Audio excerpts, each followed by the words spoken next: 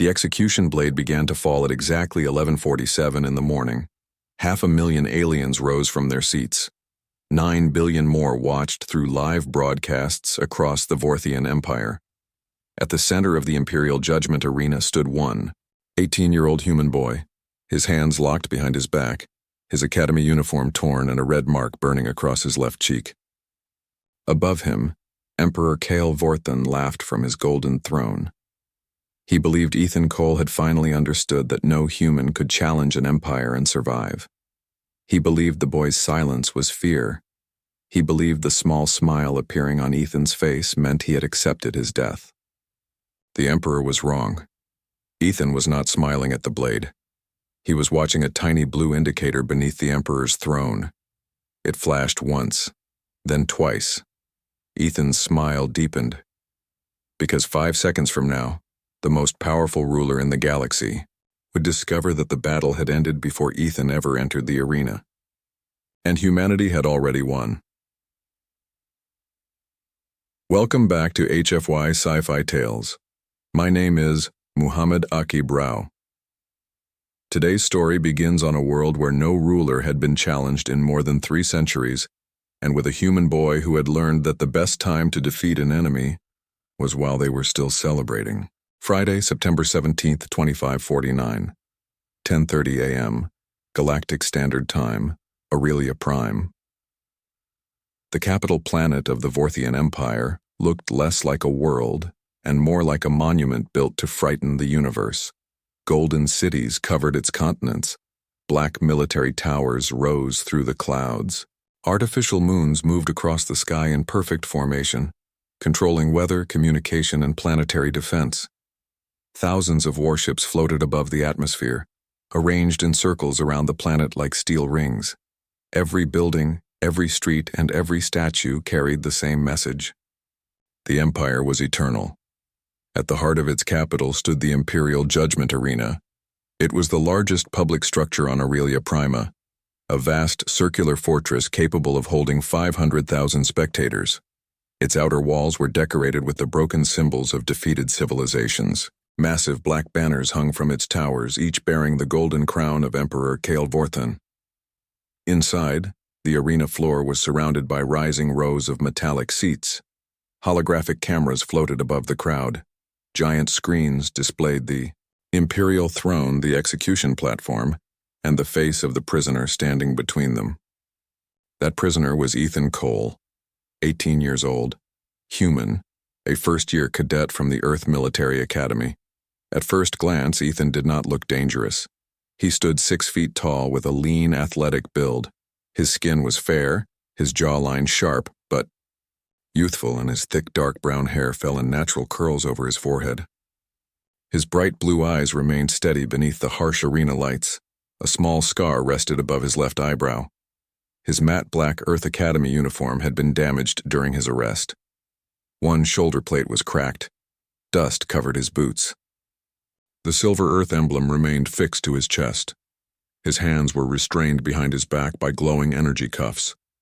There was no weapon at his side, no armor around his body, no fleet above the arena coming to rescue him. And yet, Ethan Cole looked calmer than anyone else in the building. That was the first thing Princess Lyra Vorthan noticed. She sat 3 levels beneath the imperial throne, surrounded by military officers and royal advisors. At 24 years old, Lyra was young by Vorthian standards, but she had already studied more civilizations than most imperial commanders had conquered. She had read the intelligence reports on Earth. Humans were physically weaker than many species in the Empire. They lived shorter lives. Their technology was advanced, but not superior. Their military fleet was smaller than the Emperor's invasion force. None of those details explained the boy's expression. Prisoners usually looked toward the exits. Ethan studied the cameras. Prisoners watched the guards. Ethan watched the Emperor's throne. Prisoners trembled when General Kravos approached. Ethan simply waited. The giant alien general stepped onto the execution platform and stopped directly in front of him.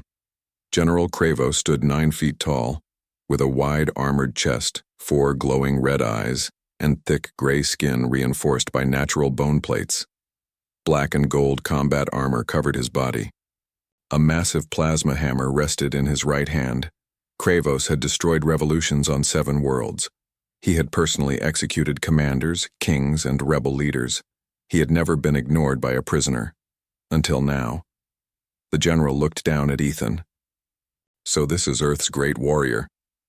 The crowd laughed. Ethan lifted his eyes. I'm a first-year cadet. The audience laughed even harder. Kravos glanced toward the throne. They sent a child. Ethan's expression did not change. They sent a student. What is the difference? A child is helpless. Ethan looked at the general's enormous plasma hammer. A student is still learning. Kravos leaned closer. And what have you learned today? Ethan's blue eyes moved across the guards surrounding the platform. That your security officers stand too close together. The general stared at him. The crowd's laughter weakened. Kravos slowly turned his head toward the 12 Imperial guards positioned around Ethan. They were indeed standing close enough that a single energy blast could strike several of them. The general looked back at Ethan. You think you will escape? No. Then why study my guards? Habit. Kravos smiled. It was not a friendly smile. You humans hide fear behind clever words. And you hide insecurity behind large weapons. A wave of shocked sounds moved through the arena. Several officers looked toward Emperor Kale Vorthen.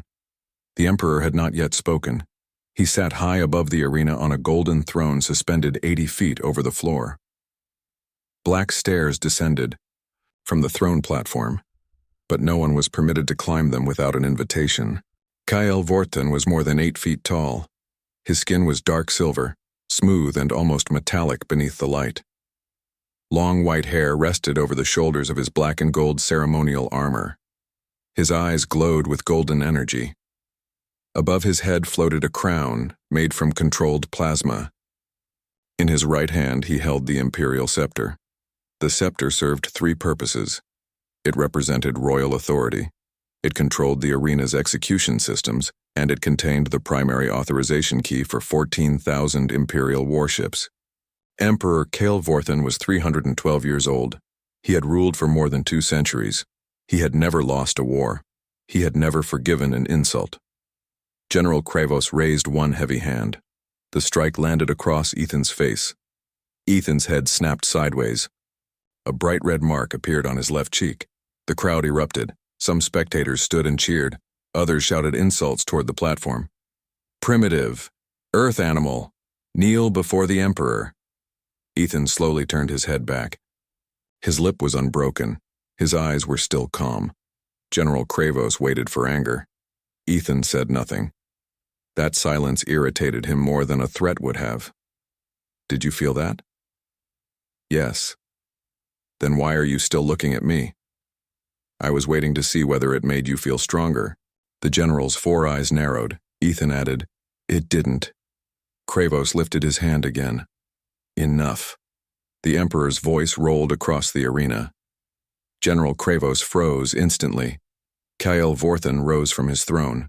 The entire audience fell silent. Holographic cameras moved toward him as he stepped to the edge of the platform. Ethan Cole of Earth. His voice was deep, controlled, and powerful. You stand before the Imperial Judgment Arena accused of espionage, sabotage, and conspiracy against the Vorthian crown. Ethan looked up at him. That sounds important. A few aliens laughed nervously. The Emperor did not. You entered Aurelia Prime under diplomatic protection. I was invited. You used peace as a weapon. You arrested the peace delegation before the meeting began. The Emperor's golden eyes brightened. You will speak when permitted. Ethan waited.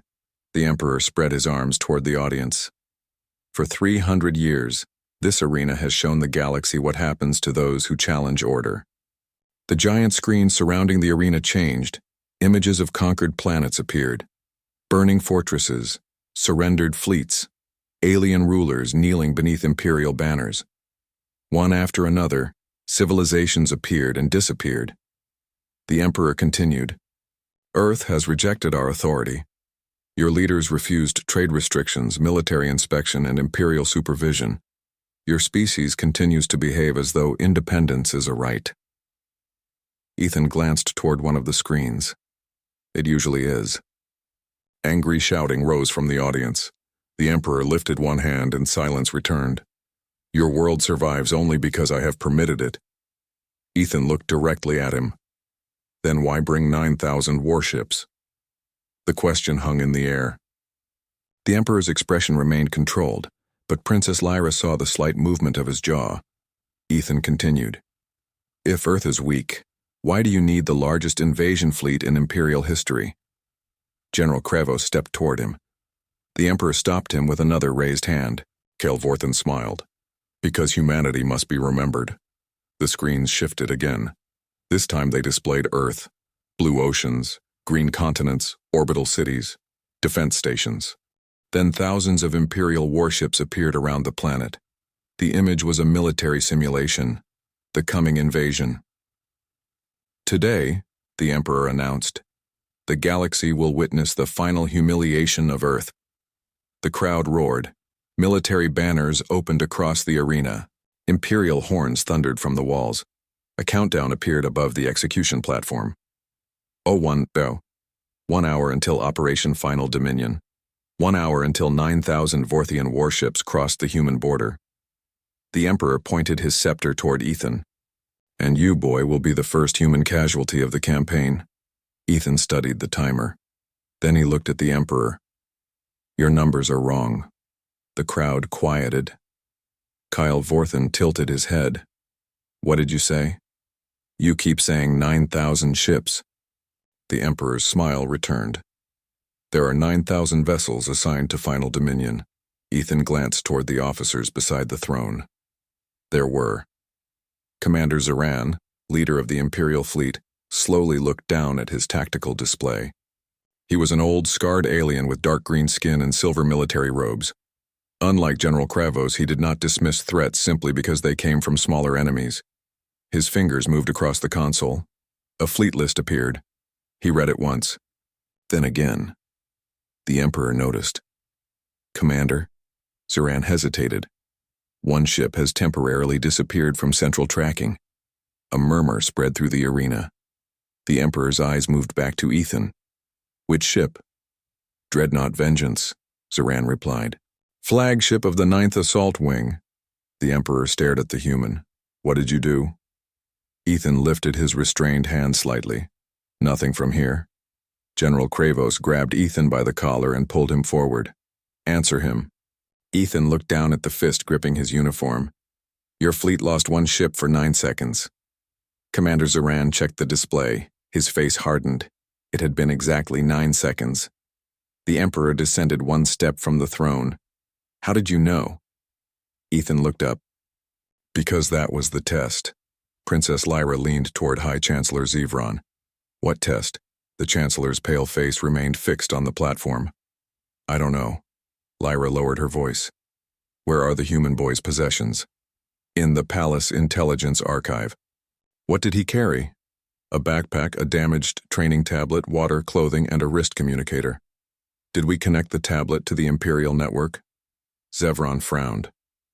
Our analysts examined it. That was not my question. The Chancellor turned toward her. It was scanned through the intelligence system. Princess Lyra looked back at Ethan.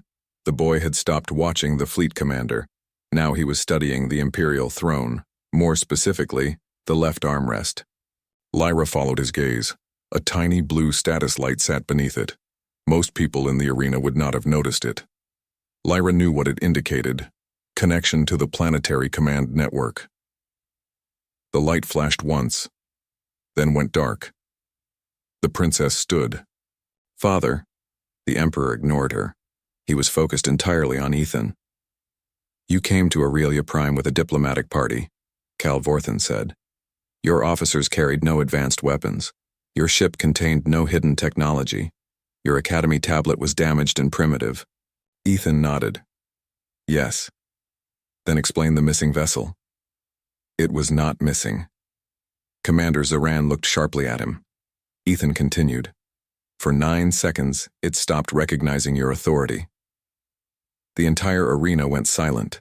The Emperor's golden eyes burned brighter. My authority is absolute. Your soldiers believe that. Ethan glanced toward the giant fleet display. Your machines are less emotional. High Chancellor Zevron rose from his chair. This is meaningless wordplay. Ethan looked toward him. Your Imperial command network was built after the Vorthian Civil War. The Chancellor's expression changed.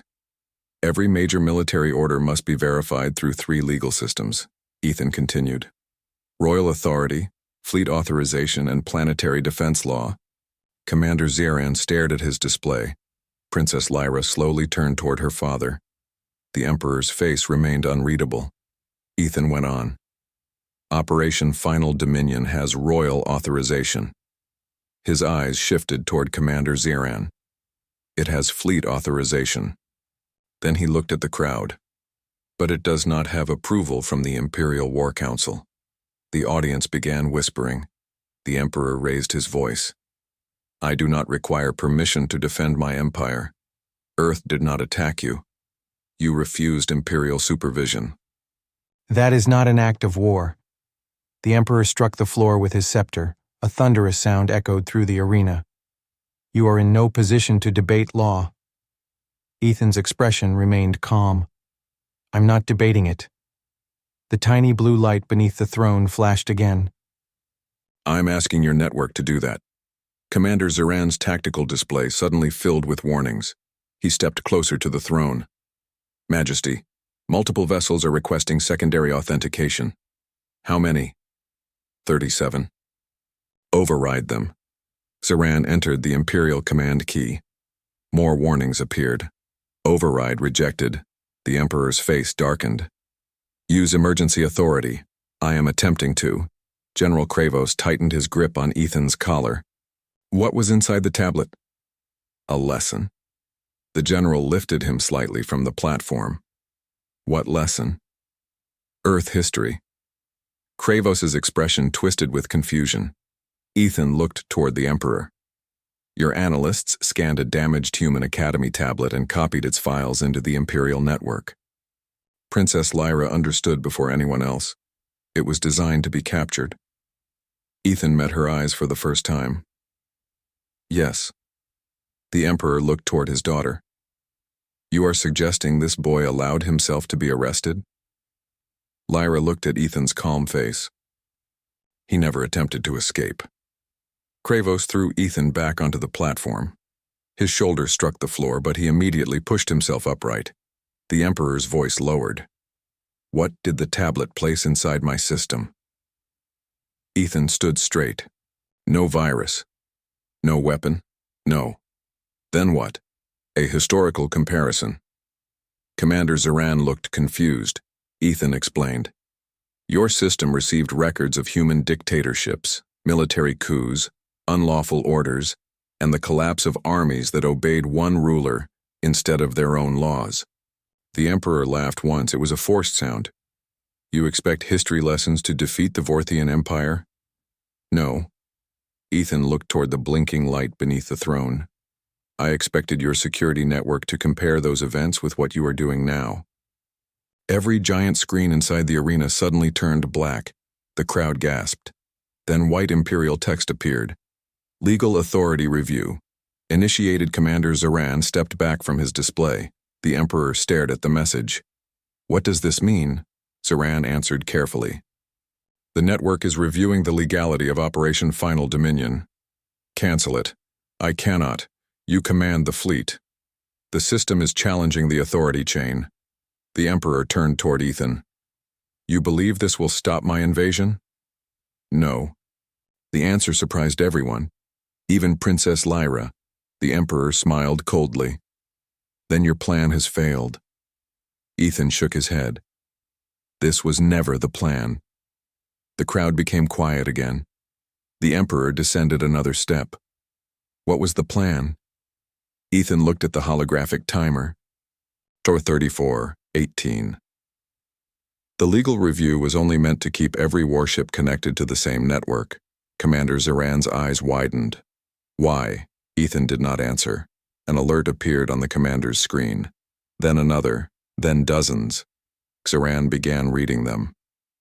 Imperial satellites are performing synchronized diagnostics. The Emperor looked toward him. Is that unusual? All of them at once? Yes. How many? Xaran swallowed. Every defense satellite in the Aurelia system. Princess Lyra slowly looked toward the open sky above the arena. Artificial moons moved beyond the clouds. Thousands of defense platforms orbited the planet. All of them were now connected to the same command review, exactly as Ethan had intended. General Kravos pulled a short plasma blade from his belt. Let me kill him now. The Emperor raised one hand. No. Kravos looked up in disbelief. The Emperor's attention remained fixed on Ethan. He wants us frightened. Kyle Vorthon smiled broadly and turned toward the crowd. This human carries no weapon. His fleet is light years away. His planet is surrounded. The audience listened. The Emperor raised his scepter. He cannot defeat us with a broken student tablet. Laughter began in the upper seats. It spread through the arena. General Kravos laughed. High Chancellor Zevran laughed. The Emperor laughed louder than all of them. Ethan remained still. Princess Lyra watched him carefully. He did not look disappointed that the crowd had rejected his warning. He looked as though he had expected it. The Emperor pointed down at him. Kneel. Ethan did not move. Kneel before the galaxy, the Emperor repeated, and admit that humanity's final weapon was a school lesson. The crowd roared with amusement. Ethan looked around the arena. 500,000 faces, 9 billion viewers, thousands of cameras, every military officer watching the same network. Then he looked back at Kyle Vorthon. No. The Emperor's laughter stopped for half a second. General Kravos stepped forward and struck Ethan behind the knees. Ethan fell onto the platform. The audience cheered. Look, the Emperor shouted. The human kneels. Ethan slowly lifted his head. I fell. The Emperor smiled. Does the difference matter? It will in a few minutes. Kravos placed one heavy boot against Ethan's back. Stay down. Ethan pressed one hand against the platform floor. The surface vibrated beneath his palm. Power conduits, communication relays, the arena execution system, all connected to the Imperial command network. He counted the pulses. 1, 2, 3, a delayed fourth. The signal was almost complete. Princess Lyra saw him touching the ground. What is he doing? High Chancellor Zevran shook his head. Trying to frighten us. No, Lyra whispered. She had studied humans. They touched surfaces to feel vibration. They counted rhythms. They noticed things other species ignored. Ethan closed his eyes. A deep pulse moved through the platform. Then another. His eyes opened. The blue indicator beneath the Emperor's throne flashed 3 times. The final confirmation. Ethan rose slowly despite Kravos's boot. The general pressed harder. Ethan turned his head. You should move. Kravos laughed. Why? You're standing inside the execution field. The general looked down. The platform's energy rings surrounded both of them. For the first time, uncertainty crossed his 4 eyes. The Emperor raised his scepter. Remove the general from the platform. Kravos stepped back. Imperial guards dragged Ethan into the center of the execution circle. The energy restraints around his wrists brightened. Above him, a mechanical arm extended from the arena roof. A white energy blade formed at its end. The crowd rose. The execution was about to begin. Emperor Kyle Vorthon returned to his throne. He sat beneath the golden banners, surrounded by officers, guards, and cameras. Ethan Cole, he declared, you entered my capital believing human cleverness could overcome Imperial strength. Ethan looked up at him. You still think this is about strength? The Emperor ignored him. You attempted to confuse our machines, embarrass our command, and delay the conquest of Earth. The execution blade rotated above Ethan. But your planet will fall. Ethan's bright blue eyes moved once more toward the tiny light beneath the throne. It remained dark. The Emperor smiled. And you will die knowing that humanity watched you fail. The crowd began chanting, Vorthon, Vorthon, Vorthon. The sound shook the arena walls. Princess Lyra remained standing. Commander Zoran continued studying his tactical console. Another alert appeared. He read it. His hands stopped moving. Majesty? The Emperor continued addressing the crowd. Today begins a new age of Imperial expansion. Majesty, Saran repeated. This time Kael turned. What? The commander lowered his voice. Every vessel in the invasion fleet has completed synchronization. The Emperor smiled. Then the problem is solved. No. Saran looked toward Ethan. They synchronized with Aurelia's defense network. The Emperor frowned. So they are no longer operating as separate systems. Princess Lyra understood. They are one network now. Commander Saran nodded. The Emperor looked from his daughter to the human prisoner. Ethan's face remained calm. A small blue light appeared beneath the throne. One flash. The Emperor did not notice. Ethan did. The execution operator raised his hand. The crowd fell silent. The energy blade hovered 30 feet above Ethan's head. The Emperor lifted the Imperial scepter. You were offered the chance to kneel. Ethan stared up at him. You were offered the chance to stop. A wave of angry noise moved through the spectators. The Emperor laughed. You still believe you have won? Ethan said nothing. The Emperor leaned forward. Look at yourself. No weapon, no army, no escape. The blue light flashed a second time. Ethan's lips curved into one small, calm smile. Princess Lyra saw it immediately. So did Commander Saran. The Emperor saw it last. His laughter grew louder. The human smiles. The crowd joined him. He has finally accepted death. Ethan looked straight into the Emperor's golden eyes. That smile did not belong to someone accepting defeat. It belonged to someone watching a plan reach its final second. The Emperor lifted the scepter. Begin. A giant countdown appeared above the arena. 5. The execution blade descended. The audience roared. Ethan did not look up. He watched the blue light. 4. Commander Saran's console began flashing. He tried to open the fleet command channel. Access denied. 3. Princess Lyra looked toward the artificial moons above Aurelia Prime. For one instant, their golden lights turned blue. 2. Every warship shown on the arena screens changed formation. Not toward Earth, toward the Imperial capital. The Emperor's laughter weakened.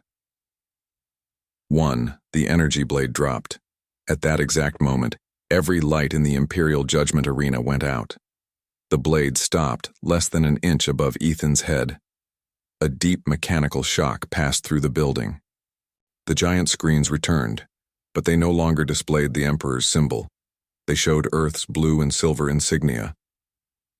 Across Aurelia Prime, military alarms began screaming. Commander Saran stared at his display. 14,000 Imperial warships had rejected royal command. The planetary defense network had locked onto the Emperor's throne.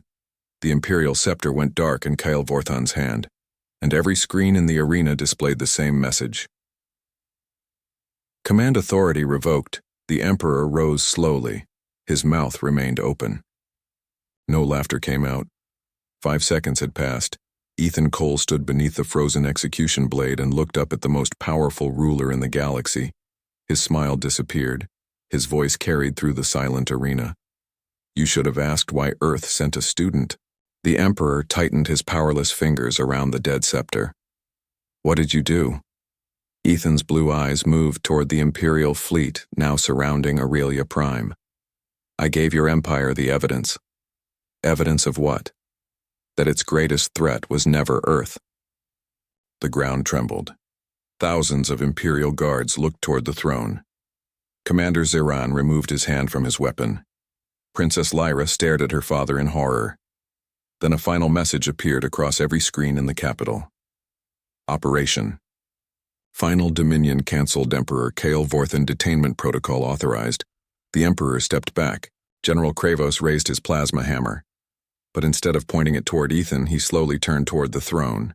Ethan looked up at Kael. I told you. The Emperor's golden eyes widened. The battle ended before you started counting. Then the gates beneath the Imperial throne opened, and something the Emperor had feared for more than 200 years began climbing the stairs. The footsteps beneath the Imperial throne were slow, heavy, deliberate. Each one echoed through the Judgment Arena like the final beat of a dying empire. 500,000 spectators stared toward the gates below Emperor Kale Vorthon's throne. 9 billion viewers watched the same image across the galaxy. General Kravos stood at the edge of the execution platform with his plasma hammer raised, but, for the first time in his life, he did not know where to point it. At Ethan Cole, at the Emperor, or at whatever was now climbing the golden stairs. Another footstep sounded.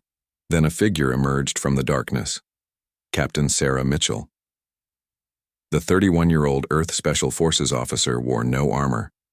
Her dark uniform was torn at one shoulder, and a thin bruise marked the side of her face. Energy restraints still hung broken from one wrist. Behind her came the other members of the Earth delegation, 2 diplomats, 6 security officers, all alive, all free, and surrounding them were Imperial Palace guards. But the guards were not holding the humans at gunpoint.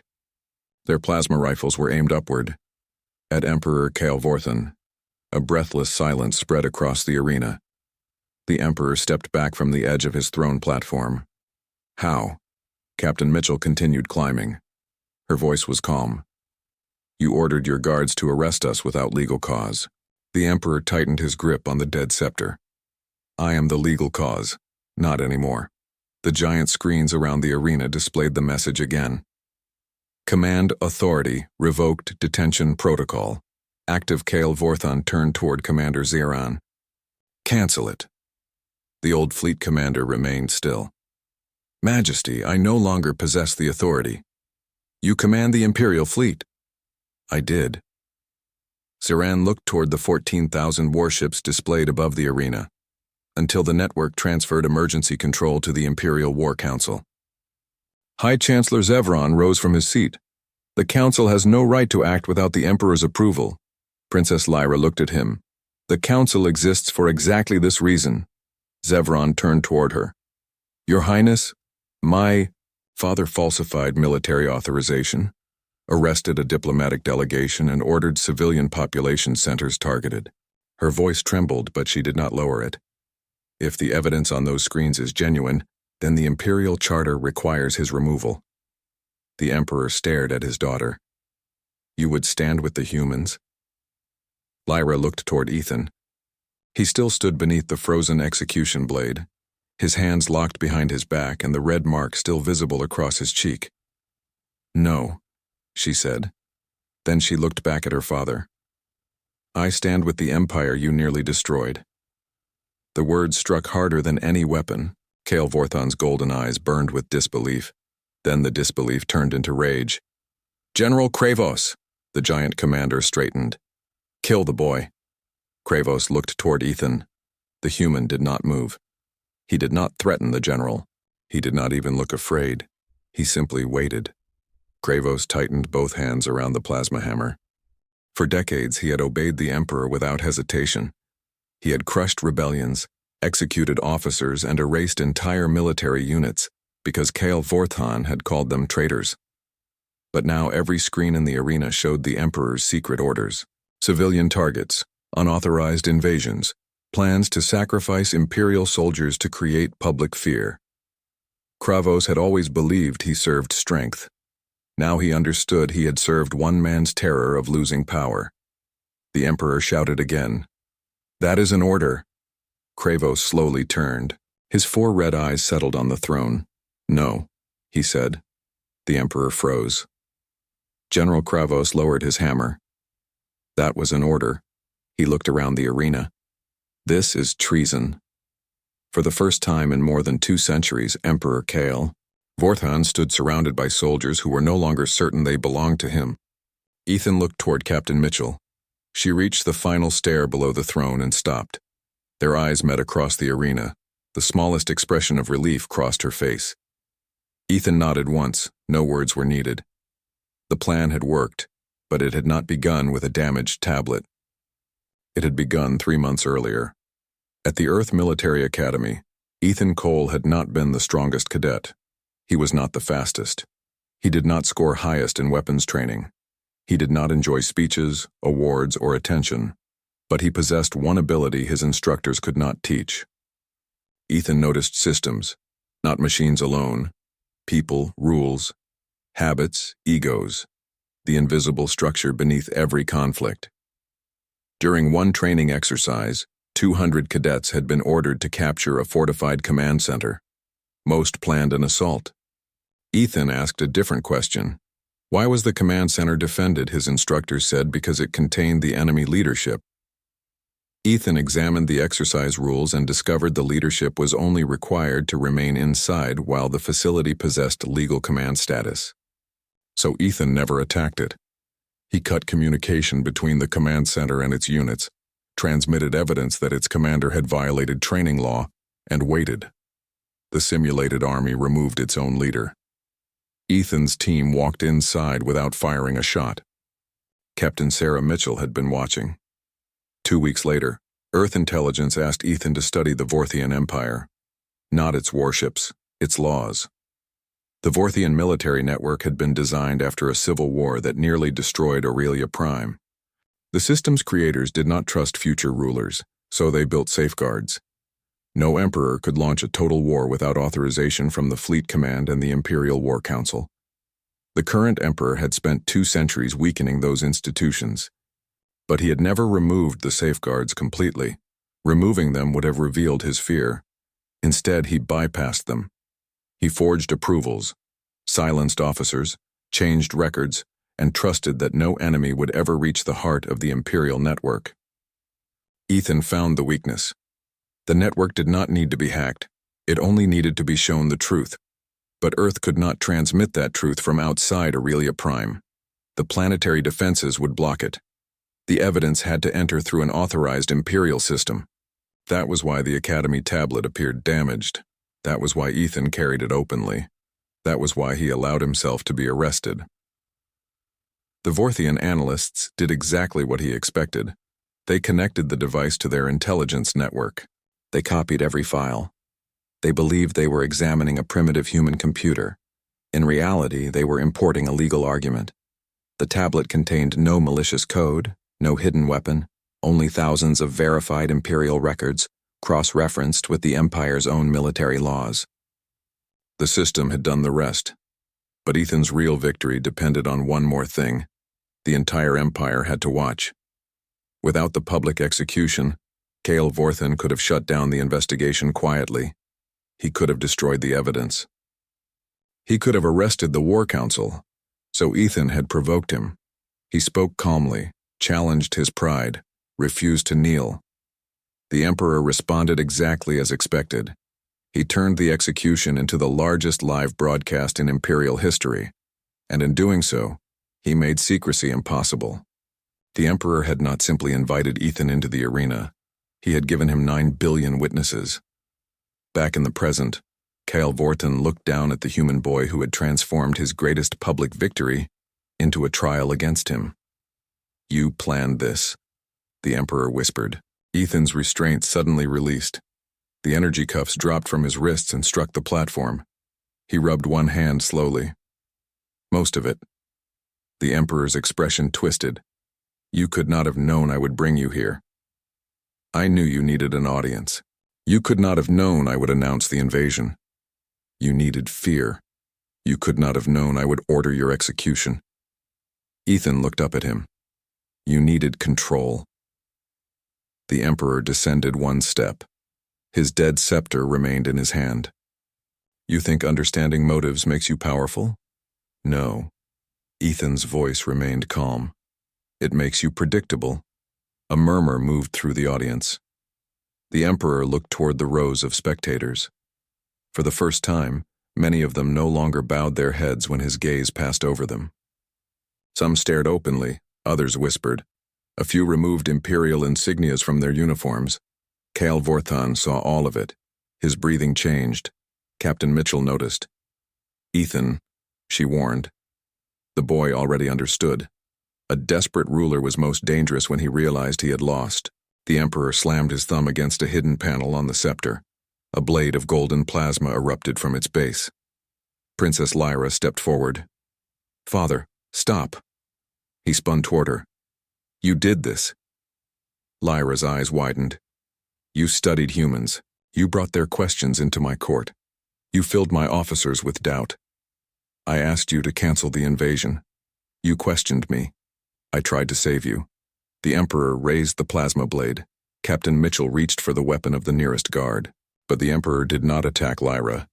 He turned and leaped from the throne platform, straight toward Ethan. The crowd screamed. Kale Vorthan dropped 80 feet. Energy flared beneath his boots, slowing his fall. He landed on the execution platform with enough force to crack the metal floor. Ethan moved before the dust settled. The plasma blade cut through the space where his chest had been. He stepped sideways. The Emperor swung again. Ethan ducked. The blade passed inches above his dark curls and carved through the frozen execution arm behind him. The white energy blade crashed onto the platform and vanished. General Kravos lifted his hammer. Captain Mitchell shouted, "Do not fire! You'll hit Ethan." Kale Vorthan attacked again. He was more than 8 feet tall, 3 times Ethan's age, and physically far stronger. His ceremonial armor increased his speed and protected every major organ. Ethan wore a torn academy uniform. The Emperor drove the plasma blade downward. Ethan rolled aside. The weapon split the platform. A line of molten metal burned across the floor. The audience scattered from the seats nearest the arena. The Emperor turned. "You wanted the galaxy to watch?" he charged. "Then let them watch you die." Ethan backed toward the edge of the execution circle. He did not attempt to overpower the Emperor. He watched his shoulders, his feet, the angle of his wrist. Every attack revealed the next one. The Emperor swung horizontally. Ethan stepped inside the arc. He struck the Emperor's armored wrist with both palms. The blow did not injure him. It redirected the blade. The plasma edge sliced through one of the execution platform's power conduits. Blue energy exploded. The Emperor staggered. Ethan moved behind him. Kale Vorthan spun and struck Ethan with his armored forearm. The impact lifted Ethan from the floor. He landed several feet away and slid across the platform. Captain Mitchell took 1 step forward. Ethan raised his hand. "Stay back." He pushed himself upright. A bruise was already forming along his ribs. The Emperor laughed again, but this time, the sound was different. "Thin, desperate. You are still only a boy." Ethan steadied his breathing. "You keep saying that like it helps you." The Emperor attacked. Ethan ran toward him. The crowd gasped. At the final instant, Ethan dropped low and slid beneath the plasma blade. He grabbed a broken section of energy cable from the floor. The Emperor turned. Ethan wrapped the cable around the base of the scepter and pulled. Kale Vorthan was stronger. He dragged Ethan across the platform. But Ethan had never intended to take the weapon. He only needed to change its direction. The damaged cable touched the exposed power conduit. A violent energy surge traveled through the scepter. The golden plasma blade died. The Emperor's armored hand opened. The weapon fell. Ethan kicked it away. It slid across the floor and stopped near General Kravos. Silence returned. Kale Vorthan stared at his empty hand, then at the human boy standing in front of him. Ethan's breathing was heavier now. One side of his uniform was torn, but he was still standing. The Emperor raised both fists. "No weapons, then?" Ethan looked at the massive alien. "You already lost with one." The Emperor roared and charged. His first punch struck nothing. Ethan moved to the outside of his arm. His second strike shattered part of the execution railing. Ethan stepped behind him and kicked the back of the Emperor's knee. The armor absorbed most of the impact, but Kale Vorthan's balance shifted. Ethan placed one hand against his shoulder and used the Emperor's forward momentum. The giant ruler stumbled. Not far, only 1 step. But the arena saw it. The Emperor of 14,000 warships had been forced off balance by an 18-year-old cadet. A sound moved through the crowd, not laughter, something closer to disbelief. The Emperor heard it. His rage deepened. He attacked without discipline. Ethan had been waiting for that. The Emperor's strength made every strike dangerous. His anger made every strike visible. Ethan avoided one punch, then another. A third grazed his shoulder. He allowed the fourth to come closer. At the last second, Ethan stepped aside. Kyle Vorthon's fist struck the damaged execution control column. The metal casing collapsed.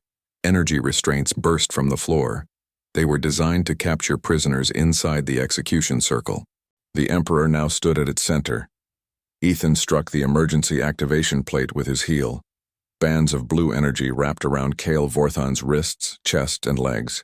The Emperor roared and pulled against them. The restraints tightened. He tried to move. He could not. Ethan stepped away. The entire arena stared. The strongest ruler in the galaxy stood trapped inside his own execution machine. General Kravos slowly placed the plasma hammer on the ground. Commander Zoran descended from the throne platform. Captain Mitchell crossed the arena and stopped beside Ethan. "You all right?" Ethan touched his ribs. "I'll know tomorrow." Mitchell looked at the trapped Emperor. "Assuming we get it tomorrow." Kyle Vorthon pulled against the restraints again. "I am still your Emperor." Commander Zoran stepped onto the platform. "Not under Imperial law. I made you Commander. You gave me a duty."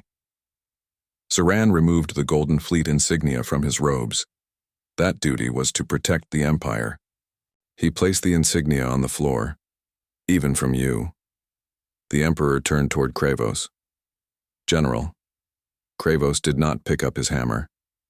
"You ordered me to destroy enemies." His four eyes moved toward the evidence displayed across the screens.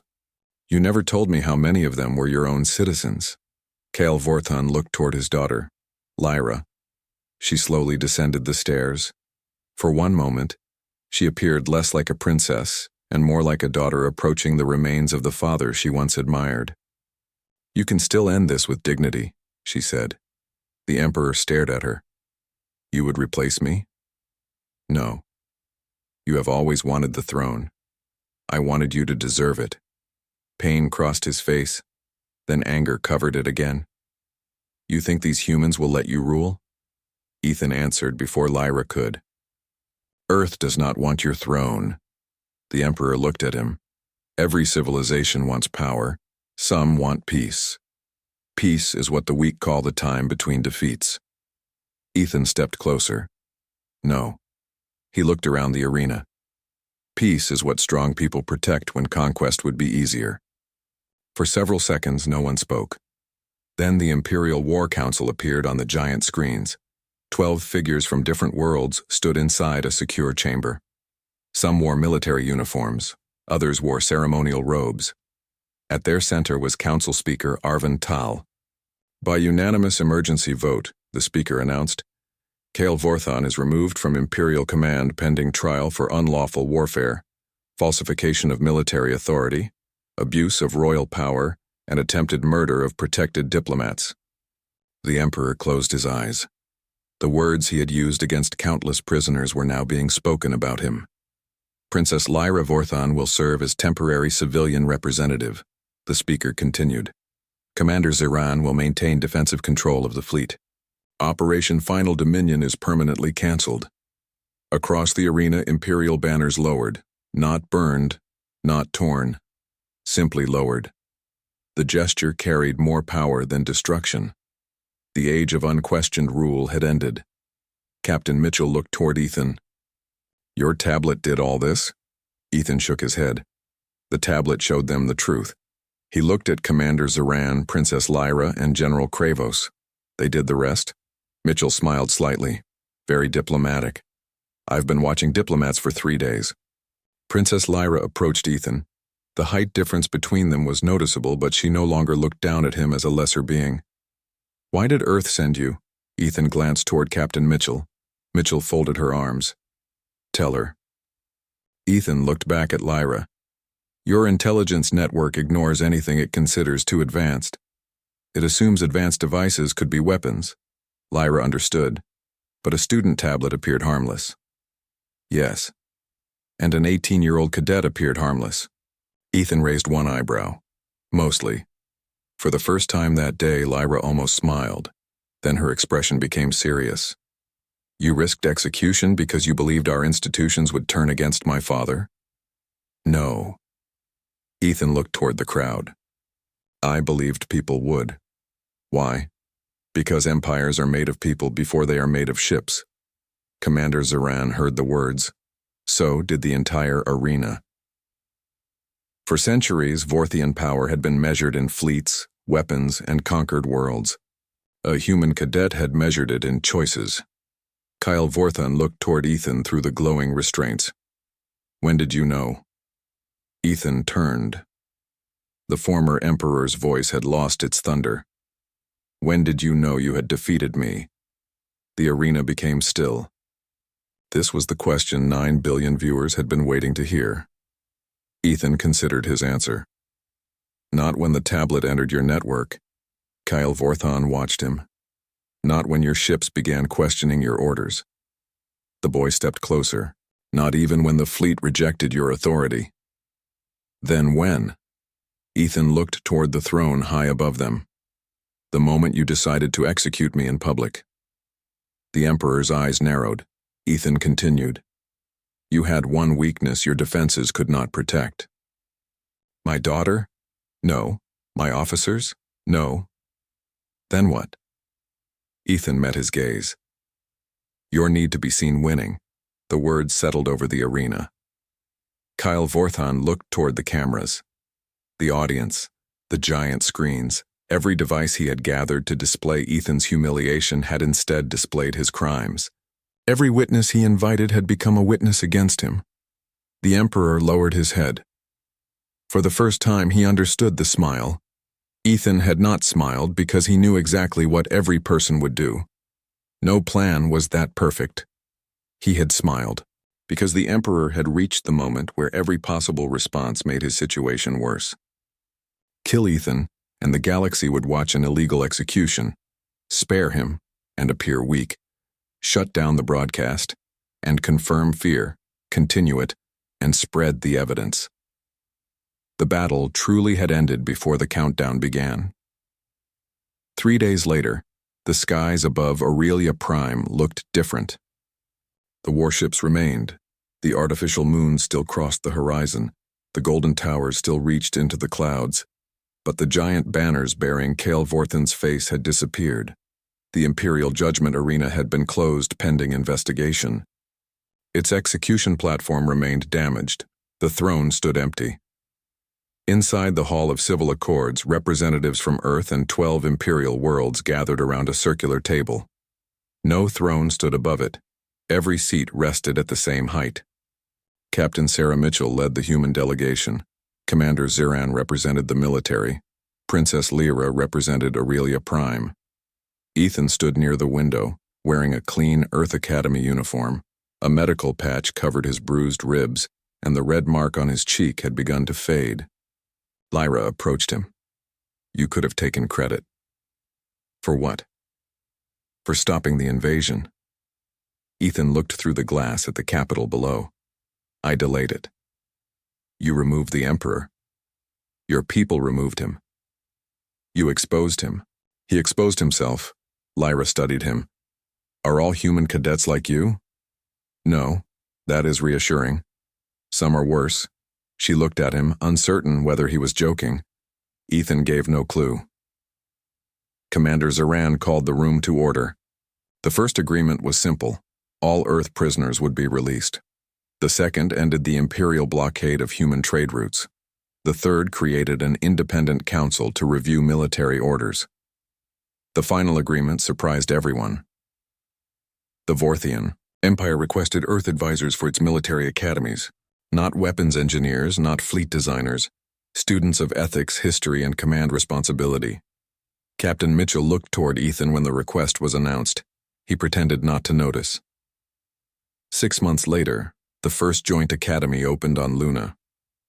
Its entrance displayed no statue of a conqueror. Instead, a sentence had been carved into the wall. Strength is the ability to win. Wisdom is knowing what must never be sacrificed to do it. Beneath it stood a smaller plaque. It did not call Ethan Cole a hero. He refused that title. It read only, "This academy exists because one student asked an empire to obey its own laws." 1 year after the arena incident, Ethan returned to Aurelia Prime, not as a prisoner, as an invited cadet. The Judgment Arena had been rebuilt as the Galactic Assembly Hall. The execution platform was gone. The audience seats remained, but they now surrounded a central council floor. Princess Lyra, now the elected first representative of Aurelia Prime, stood beside Ethan beneath the open sky. "Do you remember the countdown?" she asked. "Yes." "Were you afraid?" Ethan looked toward the place where the blade had stopped above his head. "Yes." Lyra appeared surprised. "You did not look afraid?" Looking afraid would have encouraged him. So the smile was an act? Partly. What was the other part? Ethan looked toward the former Imperial throne. It had been preserved behind glass as a warning. The blue light flashed. Lyra nodded. The command network. That meant Captain Mitchell was free. The fleet was synchronized. The evidence was public. And you knew you had won. Ethan shook his head. I knew we had a chance. Lyra studied him. You smiled while an execution blade was falling because you had a chance? Ethan's blue eyes reflected the sunlight. For humans, that is usually enough. Below them, students from Earth, Aurelia Prime, and dozens of former Imperial worlds entered the assembly hall, together. Some were strong, some were brilliant, some were frightened. All of them had been taught the same lesson. The human. Boy had not defeated the strongest empire in the galaxy with superior weapons. He had not arrived. With a hidden fleet, he had not overpowered its soldiers. He had simply understood something the Emperor had forgotten. Power did not live inside a throne. It lived inside every person who chose whether or not to obey. And on Friday, September 17, 2549, at exactly 11:47 in the morning, Emperor Kale Vorthon had laughed at an 18-year-old human boy. 5 seconds later, the fleet rejected him. His daughter opposed him. His strongest general lowered his weapon. His entire empire saw the truth, and the Emperor never laughed at humanity again.